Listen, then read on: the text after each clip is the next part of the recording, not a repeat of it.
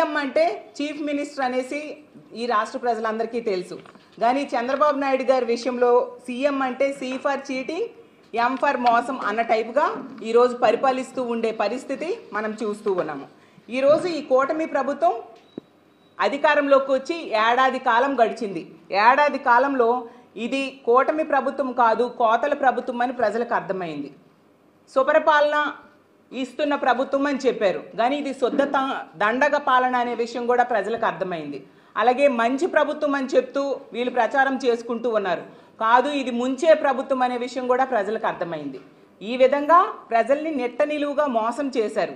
దగా మోసంకి care of address ఎలా ఉంటుందంటే కూటమి ప్రభుత్వ పాలన అన్న టైప్గా ఈ 14 నెలల పాలనలో వీళ్ళు చూపిస్తూ ఉండే పరిస్థితి మనం చూసాం. ఎన్నికల టైంలో వీళ్ళు ఎక్కడికి వెళ్ళినా బస్సు ఫ్రీ ఫ్రీ ఫ్రీ అని చెప్పారు. ఇప్పుడు చూస్తే తూచ్ అన్న టైప్గా చెప్తూ ఉండే పరిస్థితి మనం చూస్తూ ఉన్నాము. కేవలం 5 రకాల బస్సుల్లోనే ఫ్రీ బస్ అంట. ఎంత దారుణంగా మహిళలు మోసం చేస్తున్నారో మనం అర్థం చేసుకోవచ్చు.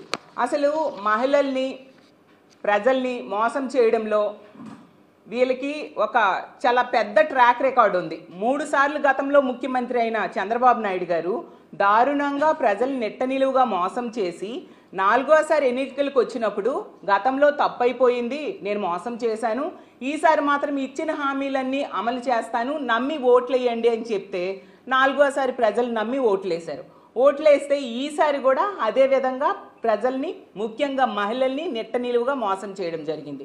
గతంలో మనందరం చూసాం, జగన్మోహన్ రెడ్డి గారు ఇచ్చిన హామీల్లో 99% హామీలు నెరవేర్చి దేశంలోనే అలాగే ఈ రాష్ట్రంలోనే ఇంత చక్కగా మేనిఫెస్టోలో అంశాలు నెరవేర్చిన ముఖ్యమంత్రిగా మంచి పేరు తెచ్చుకుంటే, ఈరోజు చంద్రబాబు నాయుడు గారు ప్రజల్ని మోసం చేయడంలో ఏ విధంగా మోసం చేయొచ్చో అనే విషయంలో మంచి పేరు తెచ్చుకుంటూ ఉండే విషయం మనం చూస్తూ ఉన్నాము.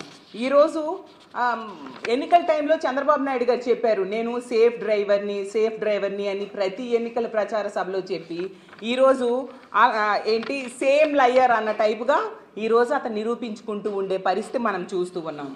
అలాగే తీసుకుంటే పచ్చి అబద్ధాలు ఎన్నికల టైంలో చెప్పి ఏ ఒక్క హామీ కూడా సరిగ్గా నెరవేర్చని పరిస్థితి.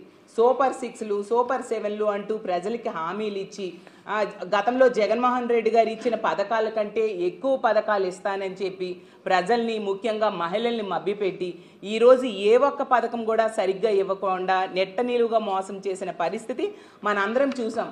కానీ వీళ్ళకి అర్థం కాని విషయం ఏంటంటే, మీరిచ్చిన హామీలు కానీ, మీరిచ్చిన ఇంటింటికి పంచిన మేనిఫెస్టో కానీ, ఇంటింటికి పంచిన బాండ్స్ కానీ ప్రజలు మర్చిపోయారా అని మేము అడుగుతూ ఉన్నాము. ఎంత దారుణంగా వీళ్ళు ఈ విషయంలో మోసం చేశారో మీకు తెలియజేస్తాను. ఈరోజు తీసుకుంటే మీ మేనిఫెస్టోలో చూపిస్తే సూపర్ 6 హామీలు ఇచ్చారు. ప్రజాగళం మేనిఫెస్టోలో చంద్రబాబు నాయుడు గారు, పవన్ కళ్యాణ్ గారు ఇద్దరు ఉన్నారు. ఇందులో సూపర్ 6 అని హామీలు ఇవ్వడం జరిగింది. ఇందులో 6వ హామీ ఏంటి?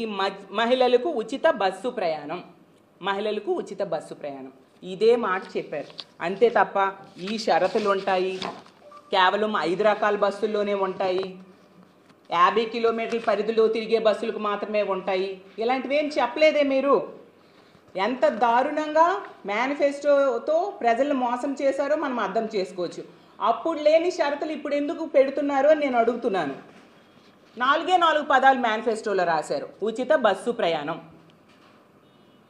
అలాగే తీసుకుంటే ఈరోజు మేనిఫెస్టోలో ఆ రోజు కేవలం పల్లె వెలుగు ఎక్స్ప్రెస్ బస్సులకు మాత్రమే ఉంటుందని ఎక్కడైనా రాశారా? ఈరోజు ఎందుకు ఆ కండిషన్ పెడుతున్నారు మీరు? అలాగే తీసుకుంటే సూపర్ లగ్జరీ ఏసీ బస్సులకి మేము ఉచిత బస్సు ఇవ్వము, ఇవి కూడా చెప్పాలి కదా. మహిళలు నమ్మి ఓట్లేశారు కదా. అసలు వీళ్ళు ఏ రాష్ట్రాలను చూసి ఈ ఉచిత బస్సు పథకాన్ని కాపీ కొట్టి వాళ్ళ మేనిఫెస్టోలో పెట్టారో, వాళ్ళు ఆ పథకాన్ని వాళ్ళ అధికారంలోకి వచ్చిన నెల రోజుల్లోనే అమలు చేస్తే ఇప్పుడు 14 నెలల తర్వాత ఆ పథకం అమలు చేయడానికి పూనుకొని ఇన్ని షరతులు పెట్టి మహిళల్ని ఎంత దారుణంగా మోసం చేస్తున్నారో మనం అర్థం చేసుకోవచ్చు. ఎంత ఘోరంగా అంటే, మీకు ఒకటే అడుగుతున్నాను, మీ మేనిఫెస్టో మీద మీరు చర్చకి సిద్ధమా అని అడుగుతున్నాను. అన్నీ అమలు చేసేసాము అని చెప్తూ ఉన్నారు కదా చంద్రబాబు నాయుడు గారు. మరి ఈ సూపర్ 6 సూపర్ 7 హామీలు మీరు ఎంతవరకు అమలు చేశారో దాని మీద చర్చకు మీరు సిద్ధమా అని మిమ్మల్ని అడుగుతూ ఉన్నాను. ఈరోజు తీసుకుంటే మీరు ఇస్తామని చెప్పారు ఉచిత బస్సు. దేనికి?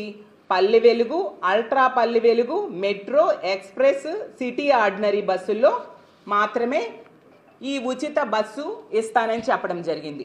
ఇందులో 90% బస్సులు 50 కిలోమీటర్లు కూడా దాటి బయటికి వెళ్ళని పరిస్థితి. అంటే ఆ 50 కిలోమీటర్ల లోపలేనా ప్రయాణం చేయాలి మహిళలు? ఇది మోసము, దగా కాదా చంద్రబాబు నాయుడు గారు? ఇది మోసం, దగా కాదా పవన్ కళ్యాణ్ గారు అని నేను అడుగుతూ ఉన్నాను. ఎంత దారుణమా? అసలు తీసుకుంటే వీళ్ళు యాడ్స్లో విపరీతంగా యాడ్స్ ఇవ్వడం అయితేనేమి, ఎన్నికల ప్రచార సభలో అయితేనేమి చంద్రబాబు నాయుడు గారు, అలాగే యాడ్స్ పవన్ కళ్యాణ్ గారు జనసేన యాడ్స్లో అయితే ఉచిత బస్సు ఎక్కడికైనా వెళ్ళొచ్చు అనుకుంటూ ఎంతగా ఓదరగొట్టేశారో మీకు అది ప్లే చేసి చూపిస్తాను.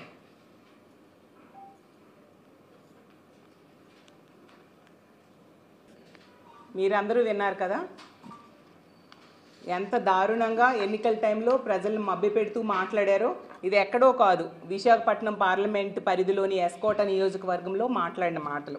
అక్కడ ఇప్పుడు ఎంపీగా ఉన్న భరత్ గారు కూడా ఆ వీడియోలో మనకు కనిపిస్తూ ఉంటారు.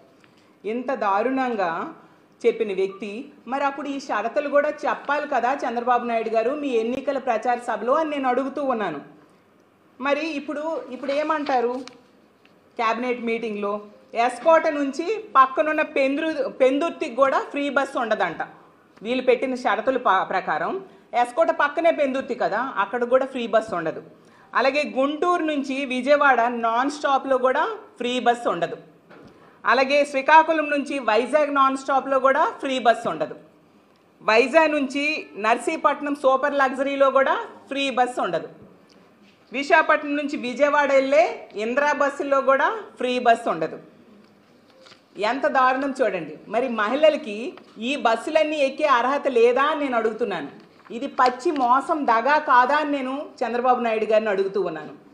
ఎంత గవర్నమెంటే వీళ్ళు ఒక యాడ్స్ ప్లే చేసేవారు ఎన్నికల టైంలో, అది కూడా మీకు వినిపిస్తాను.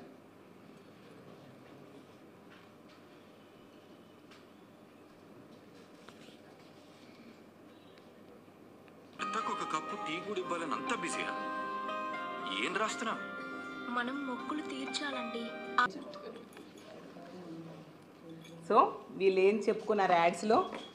తిరుపతి, కాణిపాకం, శ్రీకాళహస్తి, విజయవాడ, అన్నవరం, సింహాచలం, ఈ మొక్కులన్నీ కూడా కూటమి ప్రభుత్వంలో అభ్యర్థులకి, కూటమి వాళ్ళకి ఓట్లు వేస్తే ఆ ప్రభుత్వం జూన్ 4వ తేదీన వచ్చాక మొక్కులన్నీ ఫ్రీగా తీర్చేసుకోవచ్చు అనేసి. ఇప్పుడు వీళ్ళు పెట్టిన షరతుల్లో తీసుకుంటే తిరుపతికి no free, Srikalahasti no free, Srisailam no free bus, Vijayawada no free bus,